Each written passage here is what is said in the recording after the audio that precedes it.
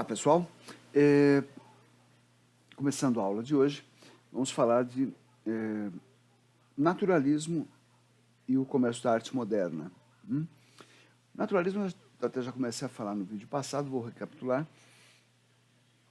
A ideia do naturalismo vem de um escritor, dramaturgo e jornalista francês chamado Émile Zola. Como sempre, é claro, vocês, assim como eu, tenho aberto aqui a minha cola para não perder o fio da meada, né, um roteiro. Deixem esse roteiro aberto à medida que vocês forem assistindo a aula, para vocês poderem acompanhar o que eu estou falando, nomes, datas, etc. Tá? Émile Zola, ao longo da década de 1870, escreveu uma série de artigos sobre o que ele achava, sobre o que ele pensava da arte que estava sendo produzida. Principalmente falando dos campos dele, né? Literatura e teatro. E aí ele levanta a seguinte bandeira: ô meus caros amigos realistas, vamos conversar? Porque vocês de realistas estão bem falhos. O que vocês colocam como realismo não é a realidade. Vocês colocam uma realidade, não a realidade. Por quê? Vocês retratam a vida do burguês, com todos os seus valores, mas vocês não pegam todo o quadro em que essa vida está inserida. Daí existe essa expressão ali embaixo no roteiro. Zola se refere à obra de arte como une tranche de vie, uma fatia de vida. Tá? Então ele fala, não dá para você falar do burguês sem inserir este burguês na sociedade em que ele vive. E o sistema que a gente vive, que é o sistema que nós aqui conhecemos, né, que é o sistema capitalista, ele não gera só riqueza, bem-estar e benefícios. Ele gera muita miséria também. E isso disse lá o Zola.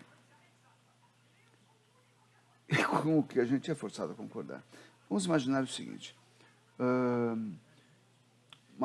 Uma mansão de um rico burguês, toda muito bem decorada. Ele, do andar superior da mansão, ele passa pelo grande salão, vai até a recepção, olha aquele jardim magnificamente criado, construído, mantido. Lá na frente, é aquelas mansões em que você entra com o carro, deixa a pessoa, e aí você vai com o carro para as garagens. Tá? Não é assim como na casa do pessoal de classe média, mesmo da classe média alta, que você enfia o carro na garagem e se estiver chovendo, você corre para fugir da chuva, você tem que sair da garagem e entrar em casa. Você põe o carro na garagem e abre a porta e sai meio de lado, porque a porta não abre totalmente. Não. Você entra com o carro, para na porta de casa, as pessoas descem, são recebidas por alguém da criadagem, né? E aí o carro é levado para a garagem. Quando tem que sair, o carro vem na garagem, com o motorista, evidentemente, faz a volta, pega as pessoas, vem aqui e sai pelo portão lá na frente. O burguês está olhando esse jardim, com esse drive-thru por aqui, aquele portão magnífico com as suas iniciais entalhadas, em ferro trabalhado. E ele olha tudo isso e diz, a vida é bela, a vida é boa. Isso é o quadro realista. Isso é uma cena realista. Porque tudo isso existe na realidade. Mas o Zola diz, se vocês forem ver a verdade, tem tudo isso. Ele atravessa o grande salão, ricamente decorado, com obra de arte nas paredes, vai até a varanda, abre a porta dupla, chega ali, olha aquele jardim magnífico, o carro passando, o portão de ferro trabalhado, com suas iniciais e tal. E lá na rua, ele vê um mendigo, um catador de papel, catar uma bituca do chão, fumar e sair feliz da vida. Essa é a realidade em que a gente vive. Porque esse sistema gera extremos. Não estou dizendo se isso é bom ou ruim. Para quem está no extremo mais alto é maravilhoso, para quem está no extremo mais baixo é terrível. Percebem que o mesmo sistema tem muitos lados? E o Zola levantou essa lebre. Tá? E aí, num dos textos, ele diz: em função das coisas que eu escrevo, as pessoas estão me chamando por vários rótulos. Uns dizem que eu sou socialista, outros dizem que eu sou democrata. Note, ser democrata no final do século XIX na França não era sinônimo de coisa boa, necessariamente boa. Porque a democracia pressupõe que todos têm direitos. E há uma certa parcela da população, e há um tipo de pensamento que diz: não são todos que têm os mesmos direitos. Algumas pessoas têm mais direitos do que as outras. Não é você colocar aquele mendigo lá para catar papelão na rua, sim, é a condição em que ele está. Mas isso não quer dizer que a carrocinha dele possa atrapalhar o trânsito do meu carro. Alguns pensam que certas parcelas da população têm mais direitos do que outras. Hoje, inclusive, digo, hoje, mais ainda. Tá? É isso. E o Zola diz: eu não tenho que receber rótulo nenhum desses daí. Se vocês quiserem me colocar algum rótulo, me chamar de alguma coisa, legal. Digam que eu sou naturalista. Naturalista, na época, é aquilo que hoje a gente chamaria de biólogo. E ele diz: um naturalista olha um microscópio e diz que está vendo ali uma bactéria, e ele descreve a bactéria. Se ela for uma bactéria boa, como não vou nem falar de bactéria, um micro-organismo, tá? É um micro-organismo bom porque é aquele que faz o queijo Roquefort, ou como a gente conhece mais no Brasil, o gorgonzola. É aquele micro-organismo. Então, como é que a gente faz para esse micro-organismo se proliferar? Como é que ele é cuidado? O que pode ameaçá-lo? O que você não pode chegar perto dele que ele morre? Por outro lado, esse outro micro-organismo provoca uma doença, uma peste como essa que a gente está vivendo. Como é que isso acontece? Por que isso acontece e como fazer para isso não acontecer? Segundo Zola, o naturalista observa os dois micro-organismos da mesma maneira, sem paixão, procurando objetivar e descrever o que eles são, como eles são, por que eles são, sem julgar se eles são bons ou ruins. Constata apenas e faz o registro. E assim ele faz em suas peças de teatro e em seus romances. Aqui no Brasil você vai encontrar o livro. Esses artigos que ele publicou ao longo da década de 1870 vão ser lançados, vão ser reunidos, ele publicou na imprensa, né? Esses artigos vão ser reunidos e lançados em livro em 1880. O nome do livro é O Romance Experimental. Aqui no Brasil você vai encontrar, eu coloquei o título ali,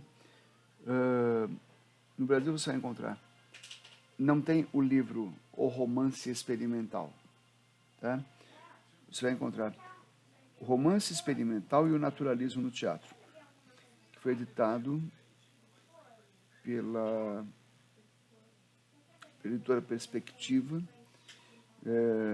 Você só vai encontrar em sebo, isso daí tá esgotado.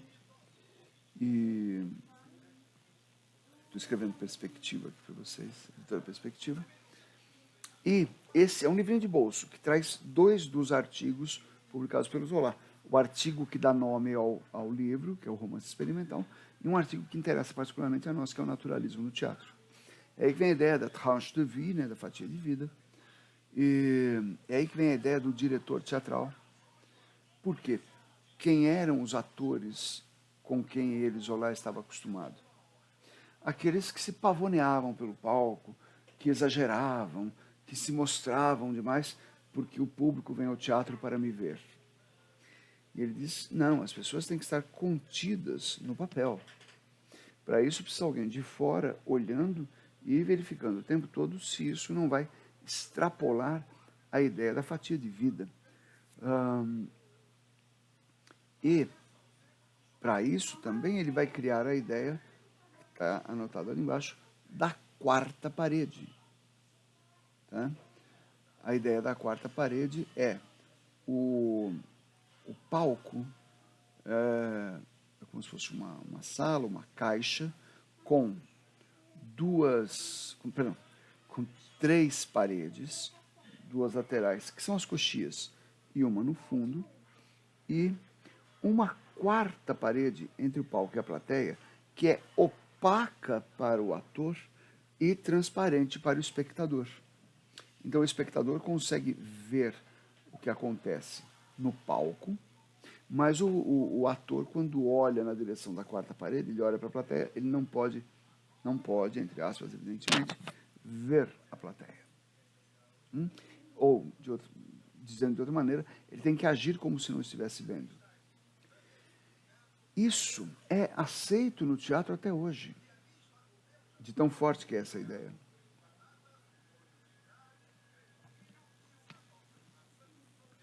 E como ele, Zola, não vai contra o realismo, a gente costuma dizer que o naturalismo é um exagero, é uma radicalização do realismo. Naturalismo, uma radicalização do realismo.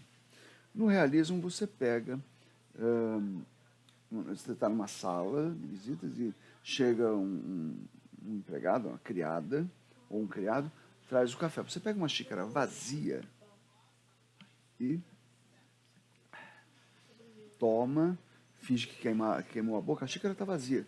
Você faz todos os gestos de como se essa xícara estivesse com um café quente. Numa peça naturalista, provavelmente nessa xícara tem café, ele está quente e doce. Ou no meu caso, estaria quente e amargo. Tá? Para tudo ser o mais de verdade possível. E aí eu já aproveito para citar, essa é a ideia do Zola.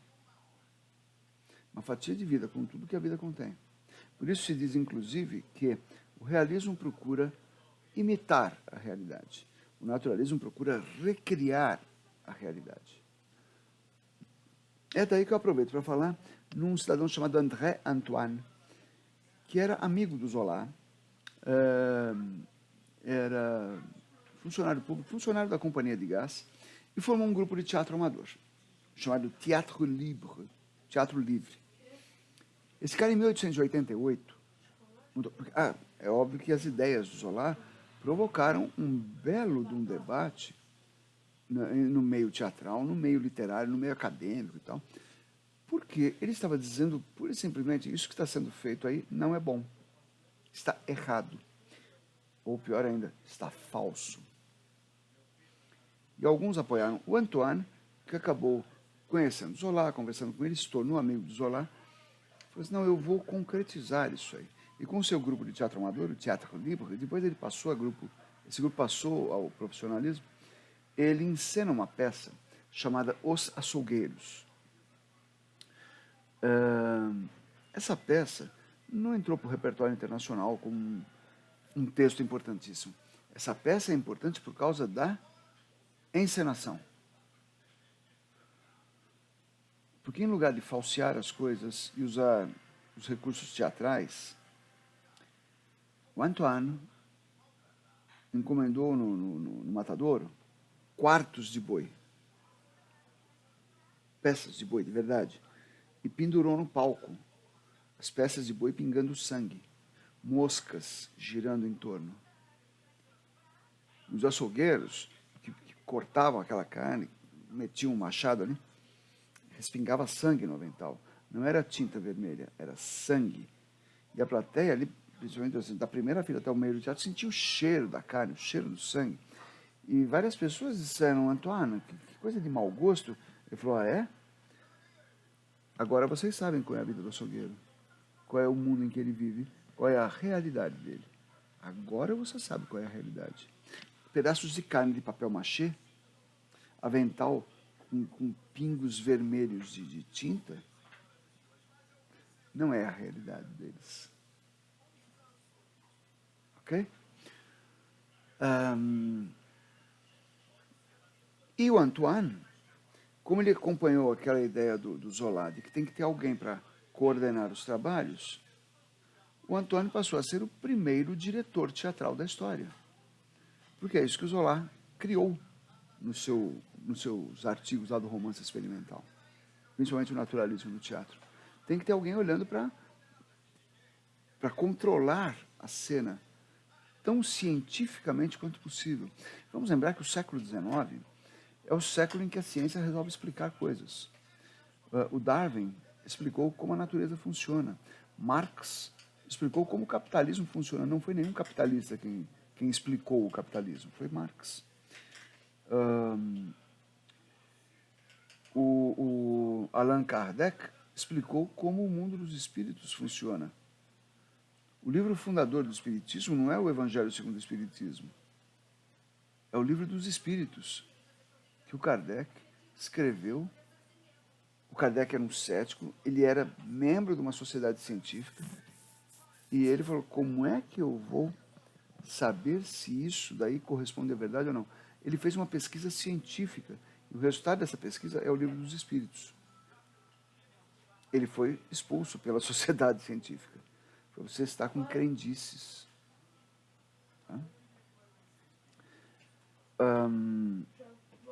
E o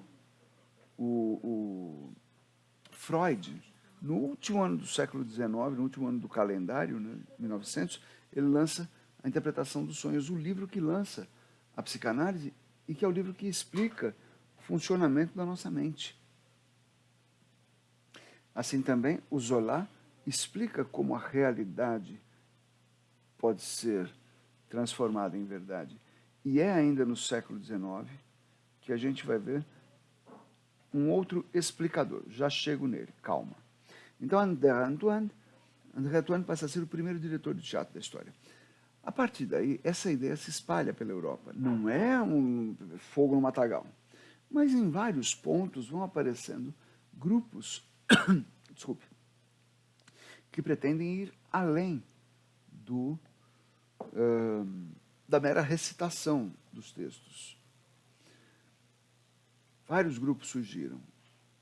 E não só na França e na Alemanha, principalmente, e depois vai acabar surgindo na Rússia, em toda a Europa. Parece vodka, parece gin tônica, mas é água com limão.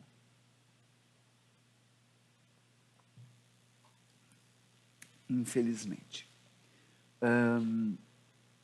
E eu quero mencionar um grupo e um diretor que foram muito importantes.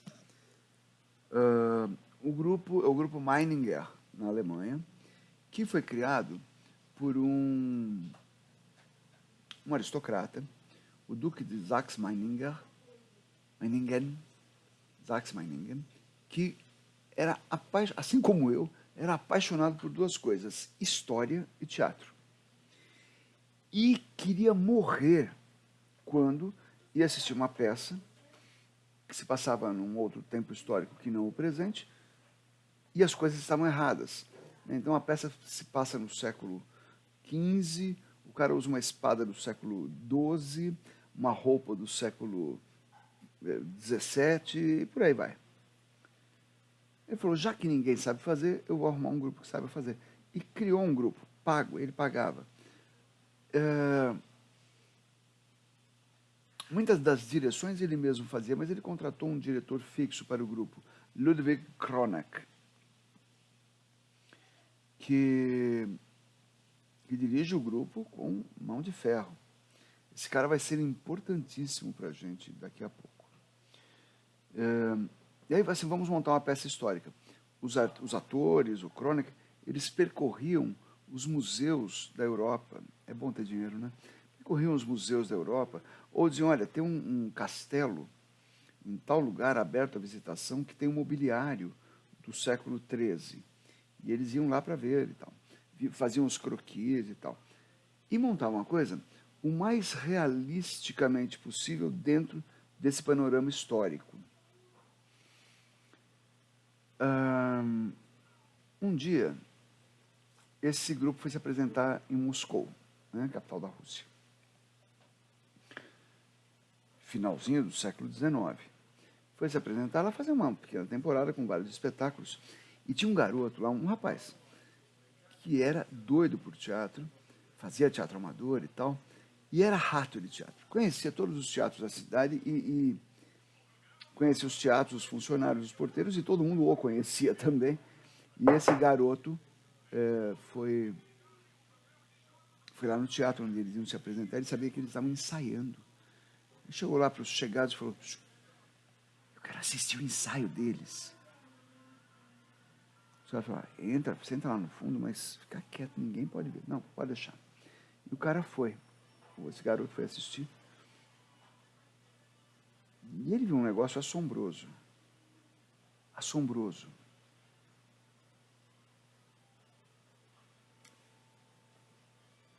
Todos os atores estavam presentes. Mas no ensaio, todos os atores tinham que estar presentes. Não era essa a realidade em muitos lugares, inclusive na Rússia. As estrelas costumavam chegar para o espetáculo. As estrelas não ensaiavam, né? Porque já eram estrelas, já eram gente superior, já eram gente tocada pelos deuses. Então, como é que eles iriam ensaiar? Pois bem, eles ensaiaram, passaram toda a peça, que eram... Desculpa, eu estava tirando a campainha do celular. Passaram toda a peça, o que para o Stanislau, para o rapaz que estava assistindo lá, foi um assombro. Quando terminou, todo o elenco veio para a beirada do palco, ficaram todos de pé ali, o diretor se levantou, o Kronak, e falou, você tem que falar mais alto, você entrou antes, você entrou depois, você isso, você aquilo, vem mais para frente, vai mais para trás. Deu orientações. Sentou-se e disse, anfangen, que em alemão significa de novo, e o elenco passou a peça inteira de novo. Esse rapaz falou, um dia, quando eu crescer, eu quero ser que nem esse cara. Eu quero que o meu elenco tenha disciplina. Que bom que ele viu esse ensaio. O nome desse rapaz era... Vocês vão achar que eu vou dizer Konstantin Stanislavski, né? Não. Era Konstantin Sergeyevich Alexeyev, cujo nome artístico era Konstantin Stanislavski. Assim o naturalismo chega a Moscou. Stanislavski era um jovem, louco por teatro, que era filho de uma família muito rica, o pai era industrial e tal. Eles não moravam em Moscou, eles moravam fora da cidade, numa dacha, numa propriedade rural, uma chácara, uma fazenda, uma coisa assim. E ali tinha uma qualidade de vida muito superior às de Moscou, e eles estavam próximos de Moscou. E aí, Stanislavski tem 4 livros publicados no Brasil.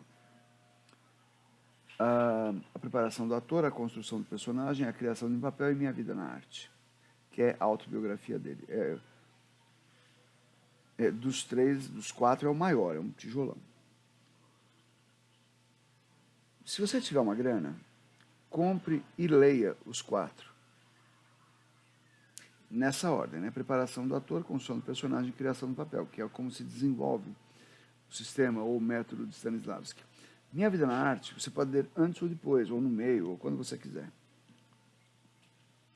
Agora, se você não tiver grana e te disserem, olha, teu aniversário está aí, o que você gostaria de andar? E você, perdão, o que você gostaria de ganhar? Se só puder escolher uma coisa, escolha a minha vida na arte. Tá? É importante que você leia os 4 livros, mas Minha Vida na Arte é fundamental. É ali que você entende como se formou a cabeça e a sensibilidade, senso e sensibilidade de um grande artista. Não basta ter vocação, tem que estudar. E ali você vê que a família do Stanislavski, porque ele conta isso, quando eles eram crianças, os pais, que eram muito ligados em atividades culturais, os pais faziam assinatura dos teatros de Moscou. Então você assistia a peça, todas as peças, todos os concertos, todos os balés, tá? Todas as representações de circo, porque o circo, até então, a lona do circo era uma novidade, e muitas vezes os circos se apresentavam nos teatros. E Stanislavski fez parte de vários grupos de teatro amador, vários. E ele adorava a arte em geral. Tanto que o nome Stanislavski, o sobrenome artístico dele, não é ligado a ninguém de teatro. É inspirado no nome de uma bailarina chamada Stanislava. E ele colocou como sobrenome Stanislavski. Porque ele era louco por balé também, balé clássico. E a Rússia tem uma tradição fortíssima, de altíssima qualidade no balé clássico, né? Então, este cara conversa daqui, conversa de lá, conversa daqui, conversa de lá, quero fazer teatro. E aí, muita gente falava para ele, Gozar, tem um cara que pensa como você, que é Vladimir Nemirovich Danchenko. E aí falavam para o Vladimir, tem um cara que pensa como você. E um dia marcaram um encontro para os dois, e eles se encontraram para um almoço, que durou das 2 às 8. Não, perdão, eu falei errado. Das 14 às 8. Das 14 horas às 8, não às 20. Se encontraram às 14 horas, tarde, noite, madrugada. O restaurante fechou, abriu, com os dois sentados à mesa, conversando. Eles não se conheciam. Mas quando eles saíram daquela mesa, às 8 horas da manhã do dia seguinte, eles saíram com o rascunho, né, com a ideia, com o projeto do que seria um teatro verdadeiramente revolucionário. O Teatro de Arte de Moscou, fundado em 1897. A primeira peça desse teatro foi, a peça de estreia foi A Gaivota, de Anton Chekhov.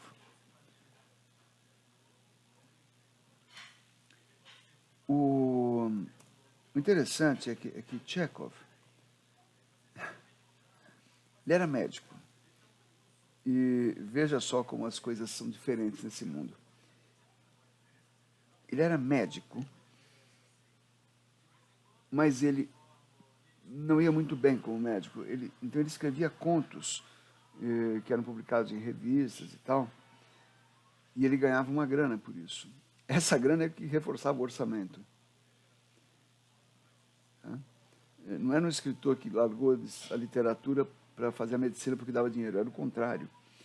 E um dia ele falou assim, pô, tantos amigos ganham dinheiro com teatro, eu vou experimentar. Escreveu A Gaivota, que é classificada por ele, Chekhov, como uma comédia, mas não é uma comédia torta na cara, nem uma comédia escrachada como a comédia brasileira. Ela é uma comédia no sentido de arte dramática criativa. E tem coisas engraçadas, mas é de uma graça muito sutil. E tem outras coisas que são muito sérias nela. Aí ele estava louco para montar a peça, encontrou lá uma companhia, vamos montar, montaram, e foi um fracasso. A temporada dessa peça durou exatamente a estreia. E o Chekhov engavetou o texto e falou, nunca mais quero mexer com esse negócio de teatro. Um fracasso total. Tempos depois, formaram lá o Teatro de Arte de Moscou. O Stanislavski, principalmente, tinha as suas ideias de como formar atores, o que era necessário para que os atores tivessem uma formação técnica e artística. E o Danchenko chegou para ele e falou, Stan, eles eram íntimos, Stan, achei a peça para a nossa estreia. É uma joinha. É a Gaivota. A Gaivota? Não é do Anton Chekhov? É. Essa peça, em cartaz, aí foi para o cartaz há alguns anos, foi um fracasso. Você precisa ler a peça. Ele descolou lá um exemplar de Stanislavski que leu e falou, é essa mesmo. Casa direitinho com o que a gente está trabalhando. Beleza. Mas o Chekhov disse que não quer mais saber de teatro. O Danchenko falou, deixa comigo. Cantou, o Chekhov falou, tá, mas eu não me responsabilizo. O resultado é que a peça fez tanto sucesso, que um desenho estilizado de uma gaivota foi colocado, foi pintado no pano de boca, a cortina principal do Teatro de Arte de Moscou. A Chaika é gaivota em russo. A Chaika, até hoje, porque essa companhia existe ainda, até hoje a Chaika é o símbolo, está no site deles, é o símbolo do Teatro de Arte de Moscou. Qual é o segredo? E aí fica difícil você saber se o Chekhov fez tanto sucesso porque foi montado pelo Teatro de Arte de Moscou, pelo Stanislavski, ou se o Stanislavski se deu tão bem porque apostou forte no Chekhov. Eu acho que são as duas coisas. Se você pegar uma peça do Chekhov para ler, a gaivota é... Eu já li várias vezes porque ela é histórica. Eu não gosto muito. Eu gosto mesmo e muito das Três Irmãs. Gosto muito dessa peça. Ela é muito boa. E Jardim das Cerejeiras. Atenção, tem umas traduções que falam o cerejal. O cerejal é uma puta de uma plantação de cerejeira. É o Jardim das Cerejeiras. O que mais? Tilvânia, é muito legal. Então, Chekhov tem muita coisa boa. Mas vamos pegar as Três Irmãs, por exemplo, que é a que eu gosto mais. No primeiro ato, uma das irmãs na cadeira de balanço fala, Moscou, Moscou, que saudades de Moscou. No segundo ato, tempos depois, Moscou, Moscou, que saudades de Moscou. Quando voltaremos a Moscou? Terceiro e último ato, Moscou, Moscou, acho que nunca mais voltaremos a Moscou. Eu falo, mas a personagem não mudou nada do começo ao fim?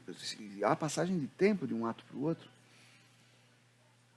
Quando você lê, apenas lê, Chekhov. Chekhov é como a gente pronuncia aqui no Brasil, tá? Como eu falei agora há pouco, Darwin. Darwin é como a gente pronuncia no Brasil, é Darwin. Tá? Pronúncia em russo é Chekhov. Mas ninguém sabe o que é isso no Brasil. A gente fala Chekhov mesmo. Você lê a peça e você fala, não acontece nada nessa peça. Que saco. Leia com os olhos de uma pessoa de teatro. Leia imaginando, atenção para a palavra mágica, os tempos. Leia imaginando os tempos. Tá? Aí você entende a peça. E assim, Stanislavski cria uma linguagem cênica, tanto de direção quanto e principalmente de interpretação, para o teatro naturalista.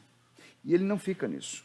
Com o passar do tempo, conforme outras propostas de teatro vão aparecem muitas no começo do século XX, Stanislavski procura conhecer, saber e, quando possível, montar peças com essas novas linguagens. Porque muita gente fala, Stanislavski é naturalismo.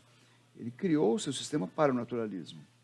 E assim você pode conhecer o realismo russo, com Chekhov, com Gogol, com Gorky,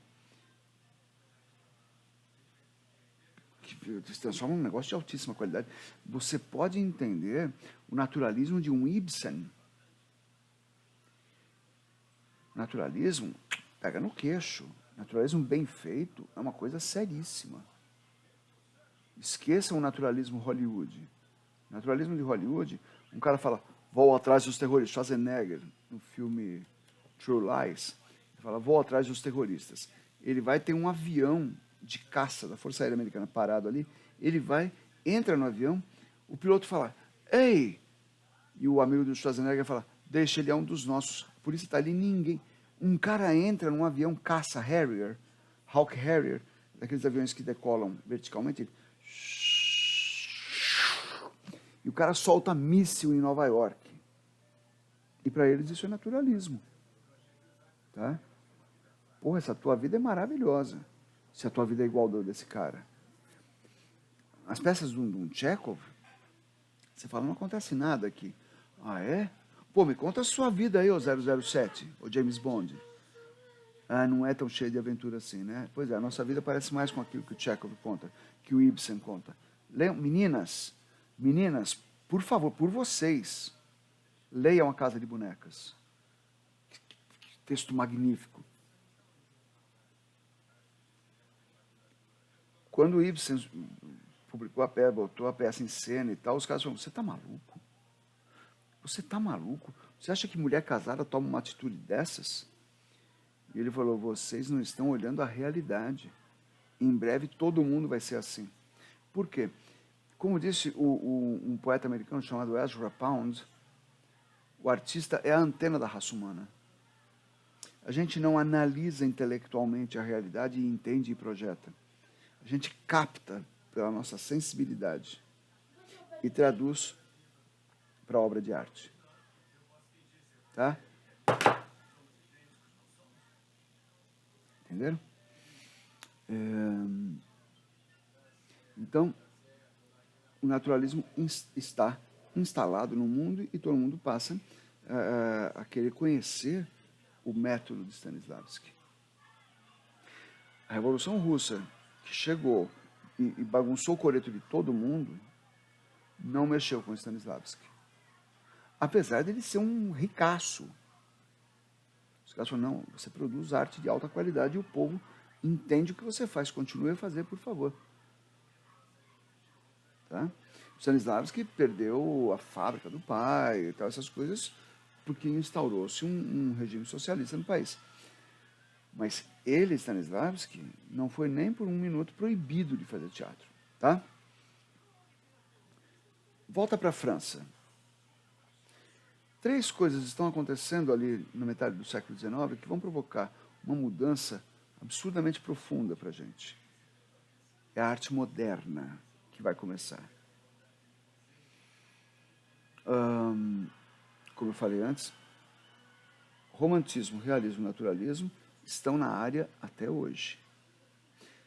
Mas, lá no século XIX, os artistas começam a dizer, ei, o que é que eu estou fazendo aqui?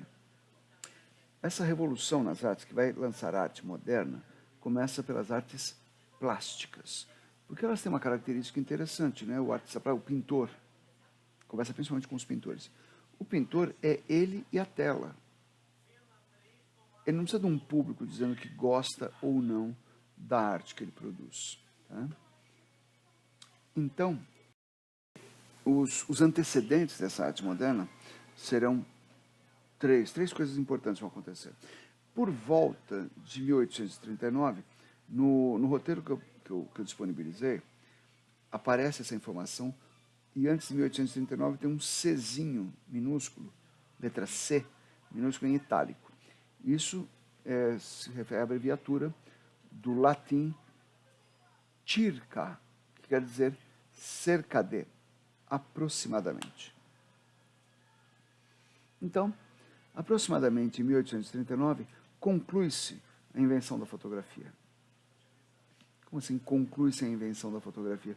Porque a fotografia já vinha sendo inventada fazia alguns anos.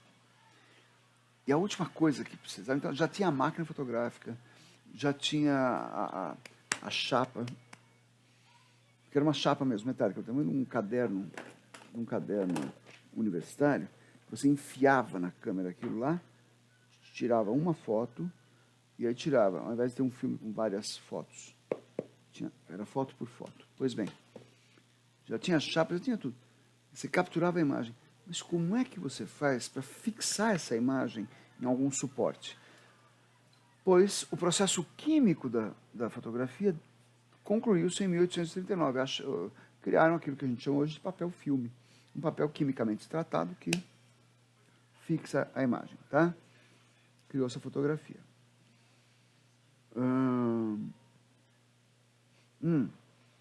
Na ilustração que eu coloquei no roteiro, tem uma fotografia de duas moças nuas. Porque uma das coisas que se começou a fazer com fotografia é que inventaram um negócio, mas ninguém sabia muito bem o que fazer com ele.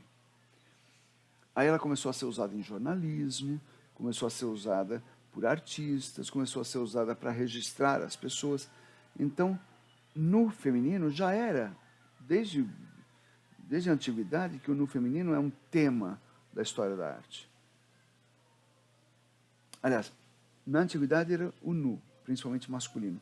Do Renascimento para frente, o nu feminino se torna, e até hoje é um tema da história da arte, né, da produção artística, das artes plásticas. Então, duas moças nuas numa fotografia. Ao invés de um quadro, o cara tirou uma foto. Por volta, circa 1860, criou-se uma moda na França, que se estendeu aos outros países, mas principalmente na França, uma moda de arte japonesa. 12 anos antes, 1848, até 1848, o Japão era fechado para o mundo. Não tinha comércio com ninguém. Tinha um pequeno comércio com a China, que é do outro lado da rua. E todo mundo sabia, porque os chineses contavam, que tinha muita riqueza no Japão. E o Japão não abria os portos para ninguém. Ingleses, holandeses, franceses, todo mundo tentou. O Japão estava traumatizado com o que os portugueses e espanhóis fizeram lá no século XVI. Eles chegaram querendo acabar com a cultura japonesa e implantar cristianismo, etc. Tanto que os últimos missionários cristãos foram crucificados. Na base do já que você gosta, está aí cruz para vocês. Foram crucificados, foram mortos pela crucifixão. E aí, só na metade do século XIX, o Japão abriu-se para o mundo. Quem conseguiu isso? A diplomacia norte-americana. Eles mandaram uma frota de guerra para lá e entraram no porto da capital, apontaram os canhões e dispararam. Daí eles mandaram um embaixador. Entenderam? O embaixador falou: se vocês não abrirem os portos, a gente continua atirando. Aí, diante do estupro, funcionou. A mesma diplomacia que os Estados Unidos continuam utilizando até hoje. E aí muita coisa do Japão começou a chegar para o mundo, muita coisa do mundo começou a chegar no Japão. A arte japonesa era tão contrária ao realismo, a arte japonesa era tão contrária ao realismo, que quando eles viram uma fotografia pela primeira vez, eles quiseram tirar a pessoa dentro da foto. Você fala, coisa ridícula. Ridícula não. Isso era uma novidade na Europa. Imagina no Japão, que nunca pretendeu ter uma arte realista. A arte japonesa sempre foi antinaturalista, antirrealista. Era tudo inspirado na realidade. Daí quando o cara pinta um bambu, que foi a ilustração que eu coloquei, começa que ele já pintou com tinta preta sobre fundo branco. E daí que o bambu é verde? Eu vou usar tinta preta. Ah, mas você cortou o bambu, você não pintou o bambu inteiro. Ué, para que eu vou pintar um bambu inteiro no quadro, que não vai caber no quadro, o bambu é um negócio enorme, se com este bambu pintado num quadro desse tamanho, todo mundo vê que é um bambu? Ah, mas você isso, mas você aquilo. Na verdade, a arte japonesa é cheia de regras. Tem conceito estético japonês que até hoje a gente não entende. Não basta traduzir, não tem tradução direito. Mas na Europa isso significou o seguinte: olha só, o artista japonês pinta o que ele quer, não precisa seguir a realidade. Registra. Aí em 1800, isso criou uma onda no Japão, na França, que se chamou japonismo, traduzido como japonismo. As pessoas davam festas japonesas, que ia todo mundo vestido de kimono, tipo uma festa fantasia, com aquelas lanternas de seda e tal, com comida japonesa, saquê importado. Tá? Muitos dos pintores franceses pintavam quadros com as modelos vestindo kimonos maravilhosos que vinham do Japão. Pois bem, 1863. Até esse ano, se você quisesse ser reconhecido como pintor na França, você tinha que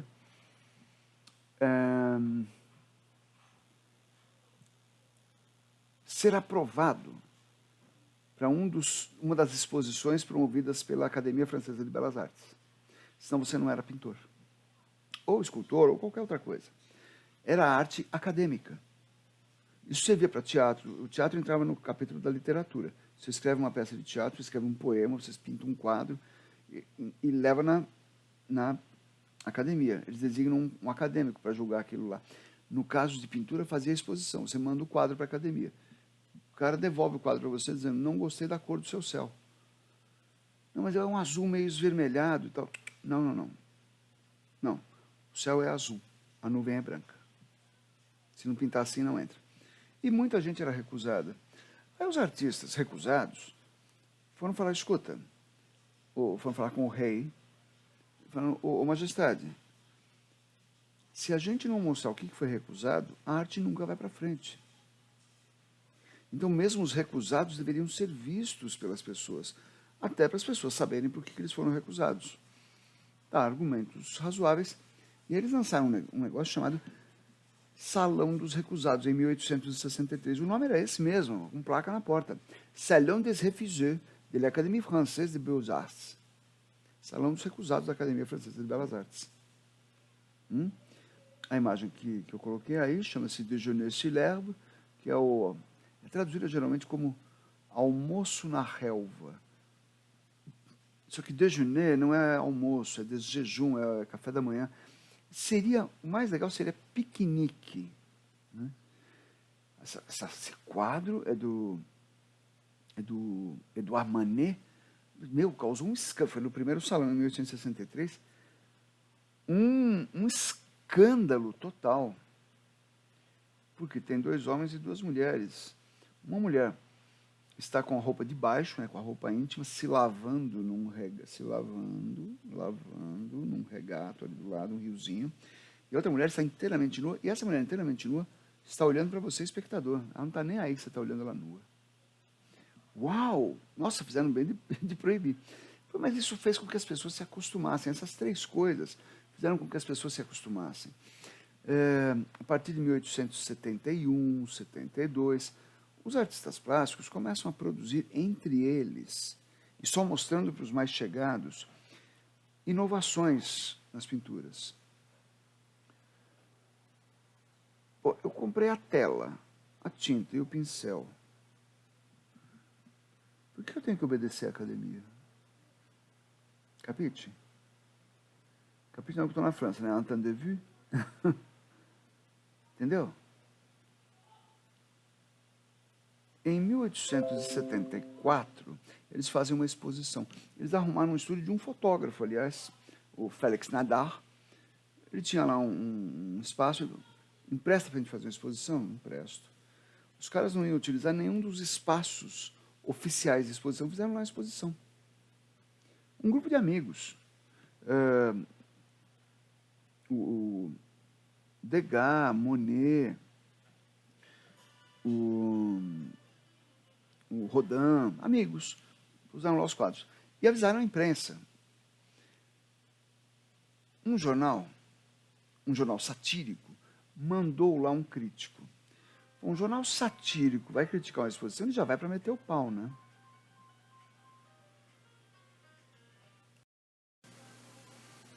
E este cara escreveu, meteu o pau, um artigo meteu o pau na exposição, e ele falou que ninguém ali sabia pintar, ou se sabiam, estavam com preguiça. Aí ele pega um quadro e fala, tem um quadro lá que se chama Impressão Sol Nascente. Impressão. Bom, eu fui olhar o quadro porque se ele era uma impressão, eu ia ficar muito impressionado. Eu fui lá também para ficar impressionado. E os outros... E olha, é uma paisagem marinha, mas é tão ruim que o rascunho do desenho de uma fábrica de papel de parede, o rascunho, é melhor que aquela paisagem marinha. E os outros todos também, são todos impressionistas. Jeito bom de ganhar dinheiro fácil, né? Enganando as pessoas. Obviamente os artistas ficaram mordidíssimos. Esse quadro que ele está falando é um quadro do seu Claude Monet, chamado Impression Soleil Levant, que é impressão sol nascente. Ele está dizendo com isso que ele não fez um estudo sobre o sol nascente. Ele não foi lá várias vezes com um caderno de croquis, desenhou tudo, colocou tudo, fez o rascunho lá no ateliê, depois coloriu tudo, que é o que se fazia. Os caras faziam um rascunho com crayon, né, com lápis, e depois pintavam a cor por cima. Ele não, levou tudo para lá, pintou o cavalete, não sei o que, pegou a paleta, pegou as bisnaguinhas de cor ali, pintou. Enquanto ele olhava o sol nascendo, ele foi pintando. Quando ele terminou de pintar, ele falou, está pronto o quadro. É só esperar secar. Porque os quadros demoravam semanas para serem feitos. Ele pintou o quadro enquanto assistiu o sol nascer. Demorou ali 2 horas. Se tanto, né? 1 hora. E os artistas ficaram bem mordidos e disseram, que é isso? E o respeito? Quer saber? É isso mesmo, o meu caro Louis Leroy, que é o nome do crítico. É isso, somos todos impressionistas. Vamos captar as nossas impressões do mundo e colocar nas telas. Daí o surgimento do impressionismo. O primeiro movimento da arte moderna. 1874. Quando alguém falar perto de você, esse pessoal rabisca quadro porque não sabe pintar. Tem um amigo meu que pinta um quadro que parece uma fotografia. Aquele sim. Você pode esfregar na cara do cara o seguinte, meu irmão, a fotografia existe desde 1839. Então pintar um quadro igual a uma fotografia é um gol contra.